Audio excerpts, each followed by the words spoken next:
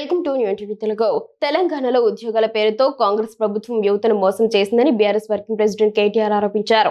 ఎన్నికల హామీలు అమలు చేయకుండా ఉద్యోగ నోటిఫికేషన్ల స్థానంలో నోటిఫికేషన్లు చేస్తున్నారని విమర్శించారు. సరూర్ నగర్ లో నిర్వహించిన యువ సంగ్రామ సదస్సులో మాట్లాడిన ఆయన ముఖ్యమంత్రి రేవంత్ రెడ్డిపై తీవ్ర విమర్శలు గుప్పించారు.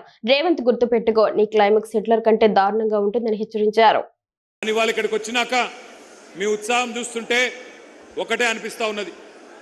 రేవంత్ రెడ్డి గారు ఇప్పటిదాకా ఒక లెక్క, ఈ జోష్ చూస్తుంటే ఇక్కడి నుంచి మరొక లెక్క స్టార్ట్ అవుతుంది నీకు. ఎందుకంటే ఇక్కడికి వచ్చింది మామూలు పిల్లలు కాదు, ఉడుకు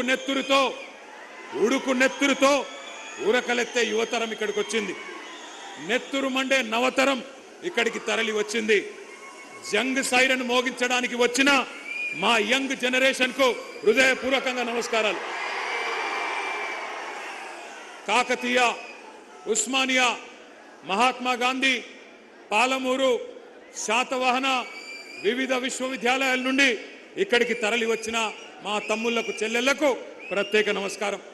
అశోక్ నగర్ నుండి, దిల్సుఖ్ నగర్ నుండి, చిక్కడపల్లి నుండి, వివిధ కోచింగ్ సెంటర్ల నుండి ఇక్కడికి తరలి వచ్చిన మా పోటీ పరీక్షలకు ప్రిపేర్ అవుతున్న అభ్యర్థులందరికీ నమస్తే.